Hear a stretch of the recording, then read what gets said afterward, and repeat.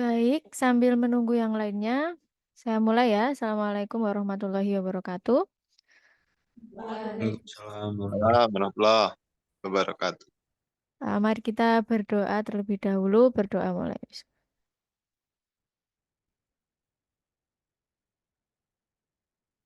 Oke, berdoa selesai. Hari ini kita masuk di section yang ketiga dari TOEFL, yaitu reading ya.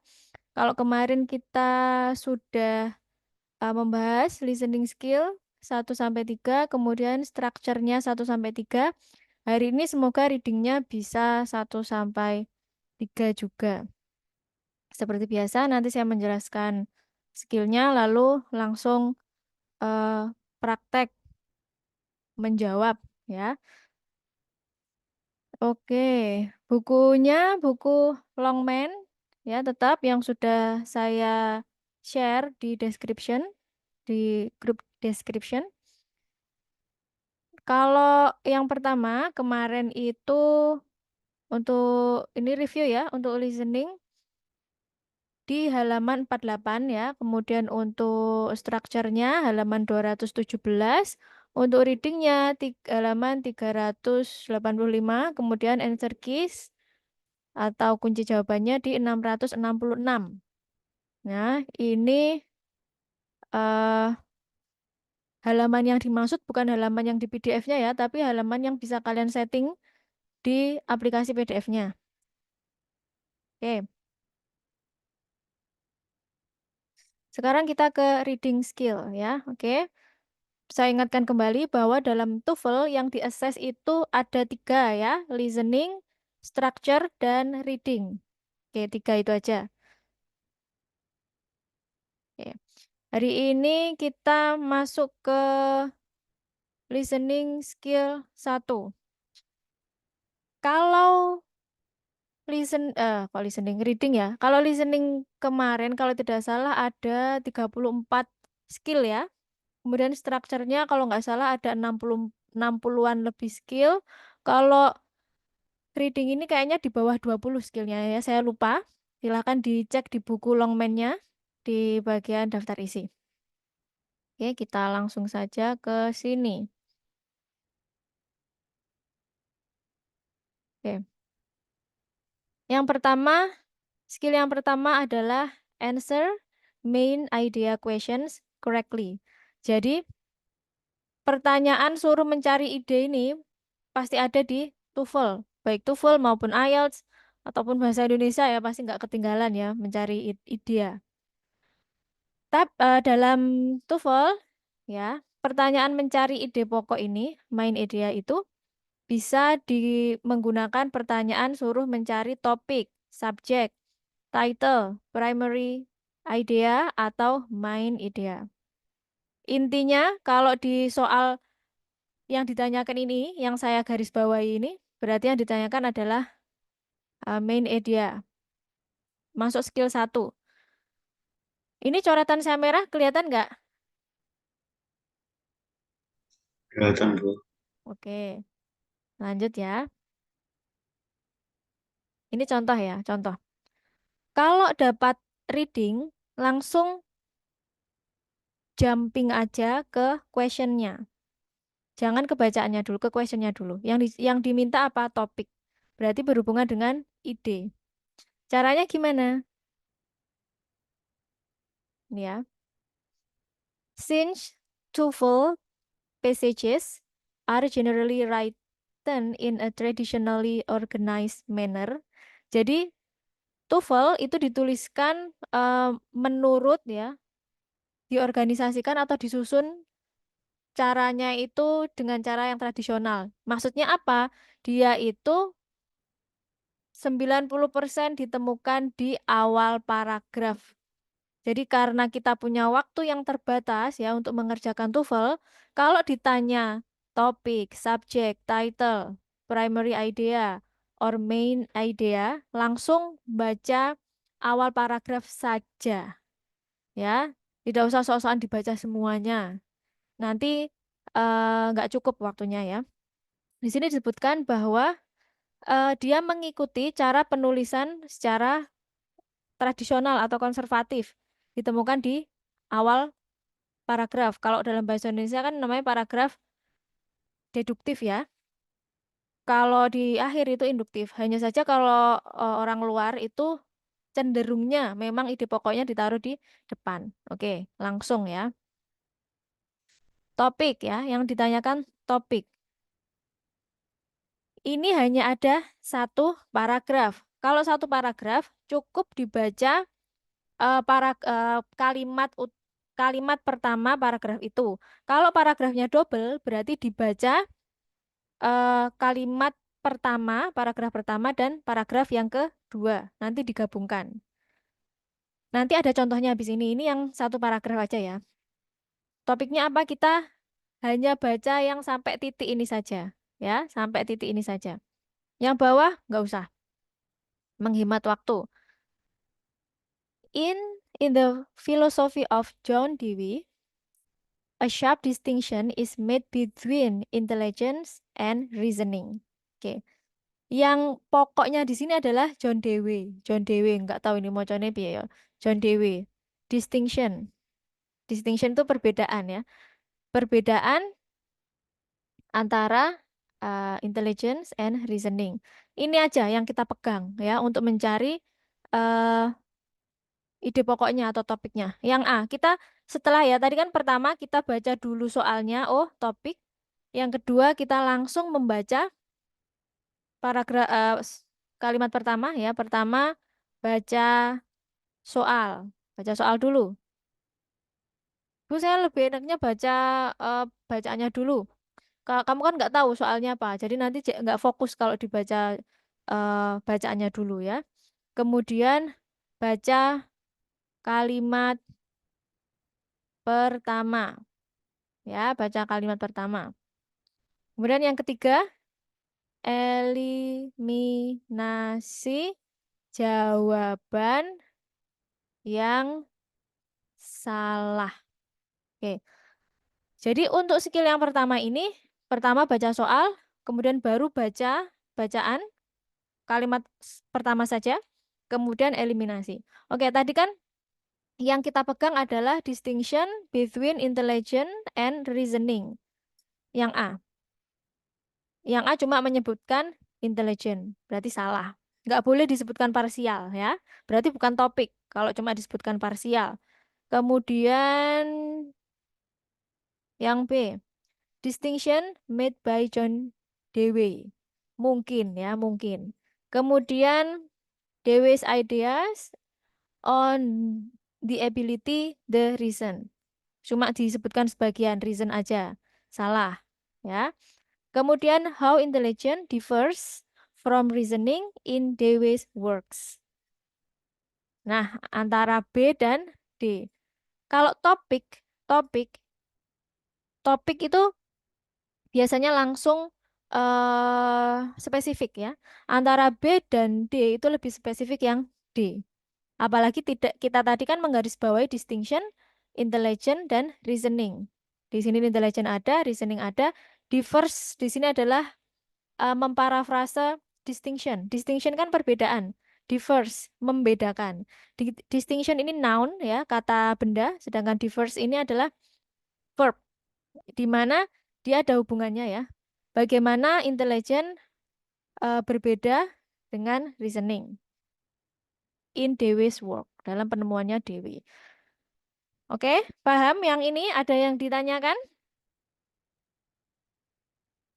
Oke, masih paham. Sekarang kita coba yang paragrafnya ada 2. Oke, kalau paragrafnya ada 2, kita combine ya. Kita combine. Pertama ini. Nitrogen fixation is a process by which nitrogen is continuously fed into biological circulation. Ngomongin nitrogen fixation is bla bla bla bla. Is the process bla bla bla. Terus the opposite process of denitrification returns nitrogen to the air. Ya. Yang pertama ini ngomongin nitrogen fixation. Oh ya, tadi baca soal dulu ya. Base title. Oke, base title. Berarti caranya sama. Oke, kalau ini kan memang kita belajarnya per skill ya, pasti pasti kita baca kalimat pertama dulu. Cuma kan kalau di TOEFL kan random ya, jadi kita baca soalnya dulu. Best title. Oke. Kita harus pay attention di kalimat pertama tiap paragraf. Nitrogen fixation is a process by which nitrogen is continuously. Jadi ini nitrogen secara terus-menerus fit into, berarti kayak fit into itu memasukkan, bahasanya fit kan memberi makan, cuma dalam konteks ini berarti dia tuh masuk ya, masuk ke biological circulation. Jadi ada sirkulasi biologi. Jadi nitrogen fixation itu adalah proses fit in, masuk ya. The opposite proses yang kebalikannya adalah denitrification. Return, mengembalikan nitrogen to the air, ke udara. Oke, berarti best title-nya apa? Ingat, saya hanya membaca 2 kalimat saja. Jadi menghemat waktu. Ya. Yang A, the process of nitrogen fixation. Salah, karena dia hanya mewakili paragraf yang pertama. Kemudian yang kedua, two nitrogen processes. Bisa jadi ya, bisa jadi. Kemudian the return. Nah, ini hanya mewakili return ini kan pengembalian. Hanya mewakili paragraf yang kedua berarti salah. The effect. Nggak ada yang ngomongkan efek. Ya. Misal pun ternyata di sebelah sini, ya sebelah sini ngomongkan efek, yang kalimat setelahnya, berarti dia bukan masuk topik. Ya. Misal pun ini kan ada ngomongin efek, tapi bukan di kalimat pertama, makanya salah. Nah, tadi nggak ada yang ngomongin efek. Berarti yang benar adalah yang B ini ya. Two nitrogen processes. Yang pertama adalah nitrogen masuk sirkulasi biologi. Yang kedua, nitrogen dikembalikan. Oke ya. Sekarang ini.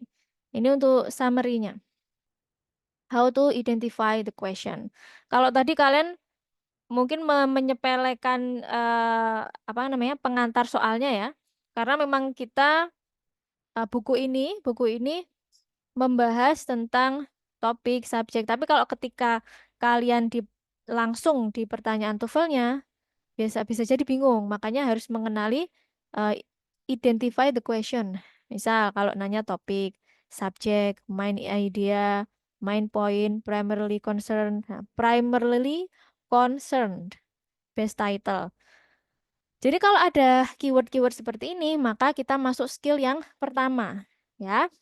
Kemudian where to find the answer.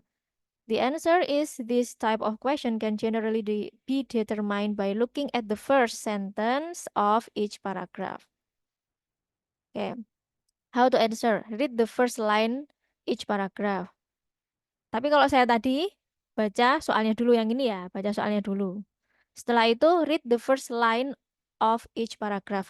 Maksudnya first line itu bukan hanya baris yang pertama ya, tapi satu kalimat awal. Satu kalimat kan biasanya ada 2 baris ya. Jangan sampai ini kalian menyalahartikan hanya baris pertama saja. Memang kalau orang luar negeri itu ngomongnya first line, walaupun sebenarnya ada second line. Maksudnya first line di sini adalah kalimat pertama. Kita lihat yang di sini tadi. Ini kan kalimat pertamanya itu kan sampai 2 baris kan ya. Nah, nitrogen fixation sampai circulation. Kalau kalian mengartikan first line itu hanya baris pertama, maka kalian akan salah memaknainya. Karena kalian akan membaca sampai is aja. Paham ya? Jadi di buku Longman ini yang dimaksud dengan first line adalah kalimat pertama tiap paragraf, each paragraph. Kemudian look for a common theme or idea in the first lines. Ya, kalian harus memprediksi temanya apa. Pass your eyes quickly over the rest of the passage to check you have really. Oke, ini nggak perlu sih ya. Eliminate, jadi tadi sama ya, eliminasi wrong answers. Oke. 2 skill sudah selesai. Sekarang saya beri waktu untuk mengerjakan ini. 1 sampai piro iki?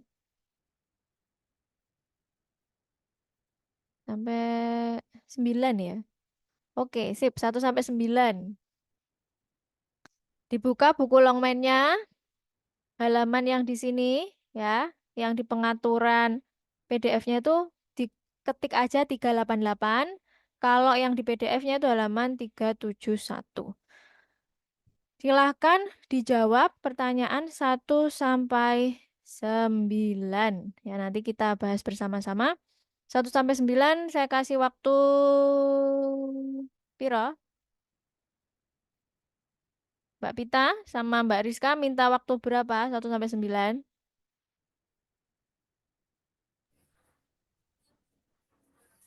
Tidak tahu, Miss. Nggak tahu. Berapa kira-kira? 1 sampai 9, 10 menit ya. 10 menit kurang atau 15? Soalnya nanti saya tanya alasannya. Oke, sebelum mengerjakan ada yang ditanyakan? Skill 1 sama skill 2. Tadi skill 1 deh. Masih skill 1 ya. Ini skill berapa sih tadi? Skill 1 ya. Maklum nih.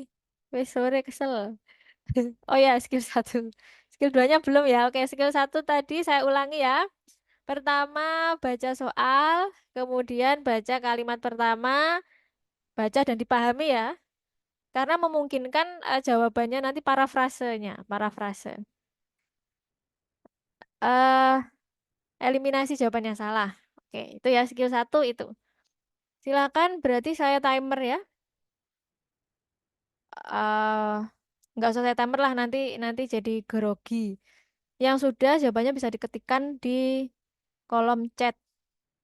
Silahkan dibuka bukunya. Silahkan, selamat mengerjakan.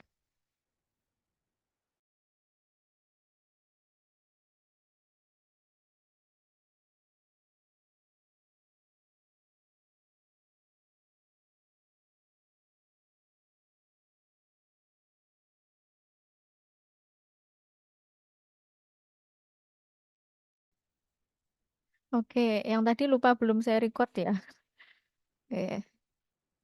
Mana udah ada yang selesai belum? Cuma 3 soal. Oke, kita bahas ya. Silakan diketikkan kalau yang udah selesai. Oke. Kita baca dulu. Oke, ada yang satu masuk. BAC, oke. Coba kita cek ya.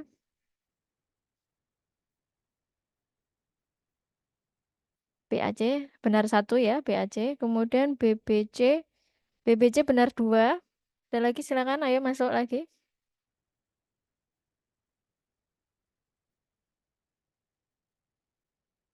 Oke, berarti dibahas semua. Oke, kita bahas. Kalau saran saya tadi ya, dibaca soalnya dulu sama opsi jawabannya. Oke, ada lagi yang masuk. BCA, benar 2. Salah satu. Benar 2 ya. Oke, sekarang kita... Oke, masuk lagi. DBB, DBB. Benar 1. Oke, kita bahas ya berarti ya. Hmm, hmm, hmm, hmm. How is the information in the passage organized? Okay. The origin of ideas about conflict is presented about conflict ya. Contrasting view. Dari sini aja. Ini is presented. Jadi lihat kata kerjanya ya. Kemudian two theories discuss the strength and the weakness. Example of conflict. Kalau example pasti salah ya. Kalau cuma itu. Kan ini yang ditanya adalah organize-nya gimana. Yang pertama adalah mempresentasikan konflik. Kemudian contrasting view. Dua masalah yang saling kontras. Kemudian dua teori. Teoris itu berarti ya orang ya yang berdiskusi tentang kekuatan dan kelemahan. Example of conflict. Oke, kita lihat. Oke. Conflict with an organization is not always viewed as undesirable.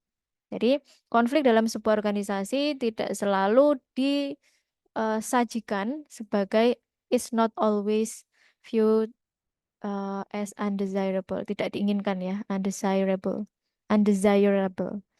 Kemudian, according to the traditional view of conflict, conflict is harmful to an organization. Oke. Kemudian yang ketiga, the interactionist view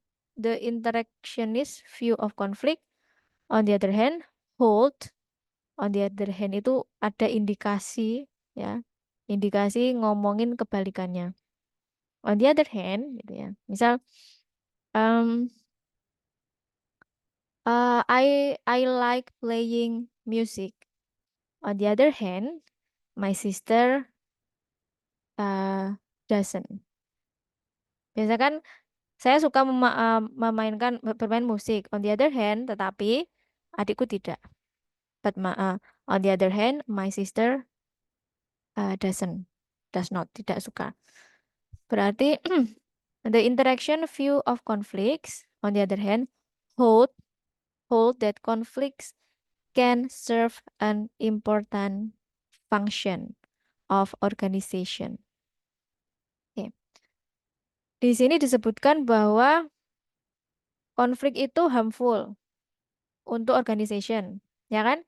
Di sini important function in organization by reducing complicancy among workers and causing positive change to occur. Ya, jadi konflik di sini disebutkan harmful, membahayakan, disebutkan malah justru menyebabkan positive change, perubahan yang positif. Di sini penjelasan secara umum ya. Kan ini sudah disebutkan, konflik dalam organisasi tidak selalu digambarkan sebagai sesuatu yang tidak diinginkan, tidak selalu, ya kan? Yang pertama, bisa jadi memang karena harmful, yang kedua tapi ternyata ada interaksionis ya, itu kayak ahli dalam expertnya ya. Dia menyebutkan bahwa justru konflik dalam organisasi itu memiliki important function yang menyebabkan positive change. Berarti bagaimana ini organisasinya? Yang B ya. The contrasting views of conflict. Kan tadi nyebutin konflik ya. Contrasting view of conflict. Ya. Pandangan konflik yang pertama harmful, yang kedua positif. Kan kontras ya. Apakah menyebutkan teori? Tidak. Kelemahan dan kelebihan? Tidak. Loh, tadi yang harmful itu kelemahan, positif itu kelebihan? Tidak. Itu tidak kelemahan, tidak menyebabkan kelemahan dan kekuatan, karena ini tadi masih dalam tataran definisi ya. Itu teoris discuss. Jadi lebih kuatnya tuh di contrastingnya itu ya. Kuatnya di situ, sense-nya ketika kita membaca. Example tidak menyebutkan contoh. Ya. Yang view yang pertama menyebutkan kan views ya, views pandangan yang pertama menyebutkan harmful, pandangan yang kedua menyebutkan positif. Ya. Oke, kemudian yang ketiga, nomor 3 ya. Nah ini saya baca soal sama opsinya ya. Type of information is included in the first paragraph. Kita fokusnya first paragraph. Mudah ini berarti.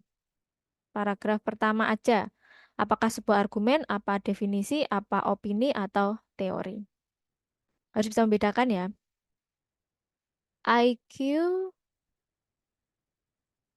IQ or intelligent quotient is defined as the ratio of a person's mental age to chronological age with the ratio multiplied by 100 to remove the decimal. Is defined Berarti definisi. Ini malah mudah. Karena cuma first paragraph ya, ingat ya. Hati-hati. Sudah selesai yang B. 3 itu yang B. Definisi, bukan argumen, bukan opini, bukan teori.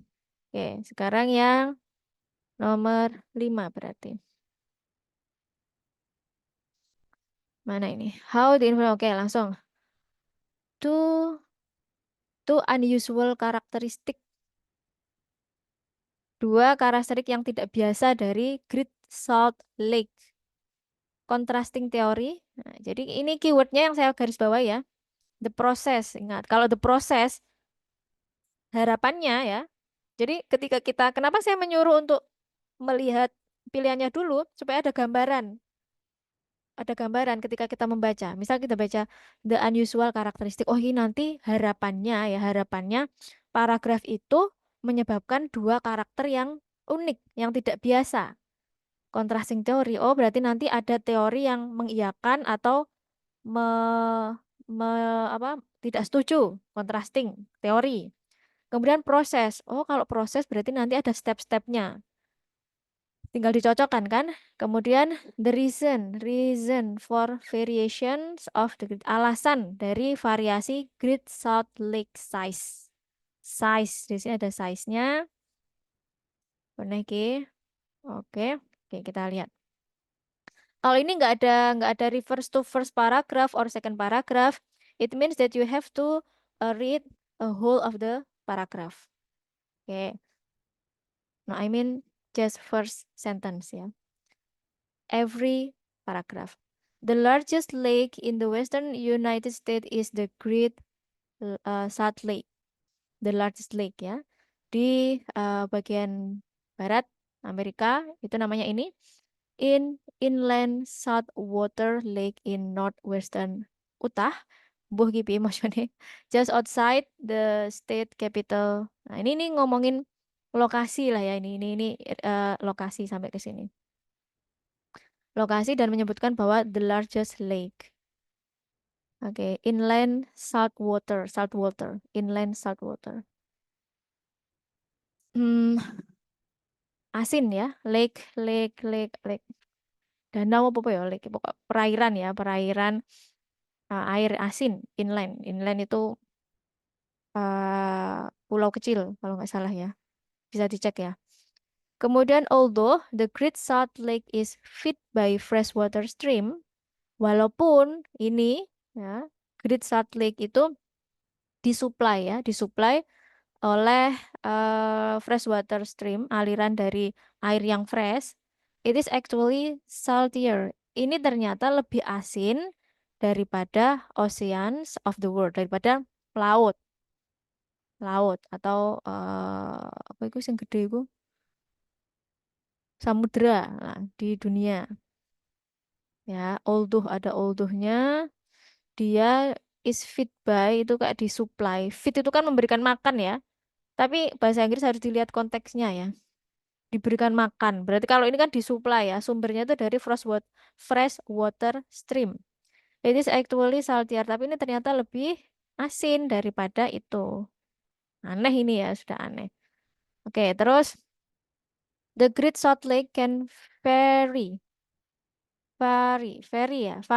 bukan vary. Ingat ini pakai A, bukan pakai E. Berarti bervariasi. Tremendously itu sangat bervariasi akeh lah pokoknya. From its normal size, dari ukuran normalnya. Nah, ukuran normalnya ini 1.700 mile kuadrat ya, square kuadrat, depending on the long term weather condition. Oke, berarti yang mana ini kira-kira? Apakah menyebutkan dua karakteristik, unusual karakteristik?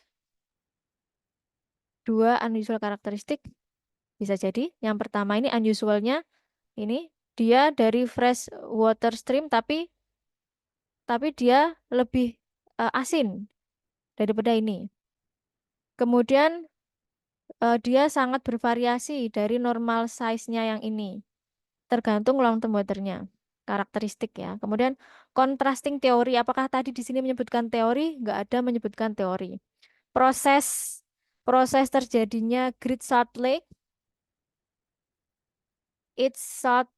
nggak ada, nggak menyebutkan proses. Proses itu pertama gini, kedua gini gitu loh ya. Kemudian reason alasannya variasi dari size. Ada ini di paragraf yang terakhir. The reason alasan kenapa size-nya bervariasi. Alasannya adalah depending on long-term weather condition. Tapi ini justru menandakan kalau salah ya. Karena hanya mengcover paragraf ke-3. Nah, berarti jawabannya yang A. Gitu ya. Two unusual characteristic of the Great Salt discussed. Jadi mendiskusikan dua karakteristik unusual yang tidak biasa, bukan kontras ya. Bukan kontras ya. Kontras itu berarti satu sama lain saling bentrok. Kalau ini tuh unusual karakteristik. Karakteristik yang pertama apa? Yang unusual, yang unik ya berarti yang unik, tidak biasa. Yang pertama adalah dia itu dari aliran air yang fresh ya, sama seperti di ocean tapi dia it is actually saltier. Tapi kenapa dia lebih asin daripada itu? Itu karakter yang pertama. Kemudian karakter yang kedua sangat bervariasi dari normal size-nya ini depending oleh ini. Oke ya. Oke, thank you untuk malam ini. I think enough. So you have your own homework. Si bapak kok ning kene kan iso nungguni sih. Just Gua nanti continue. waktu kan bapak weruh, atau ning jero bapak weruh. Oke, just continue your task ya. Ini ada latihannya halaman ini ya, Bapak kok kene. yang Ora, ini. dari bapak kan kenapa kok di sini? Kan adiknya wani. Masa ditungguni bapak.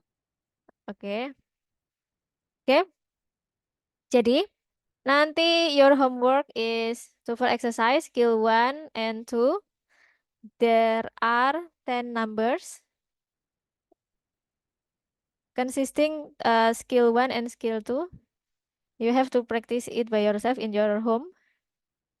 And don't forget to discuss by yourself. Sudah ada kunci jawabannya ya. Ini mohon maaf tadi yang part pertama saya lupa merecord ya.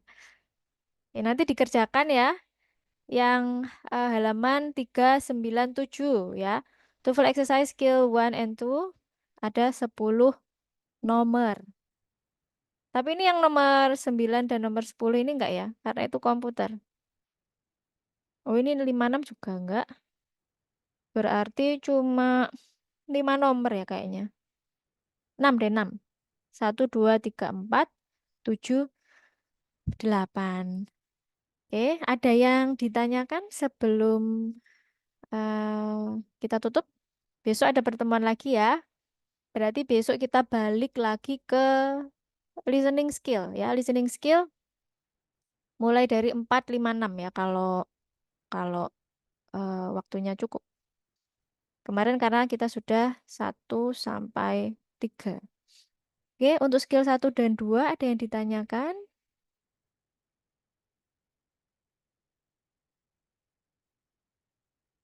Tidak ada.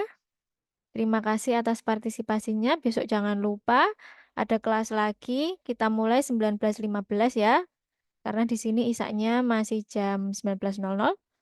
Jadi diusahakan untuk sholat isya terlebih dahulu. Jangan lupa buku longman-nya dikerjakan. Wassalamualaikum warahmatullahi wabarakatuh. Waalaikumsalam. Terima kasih Bu Rizka.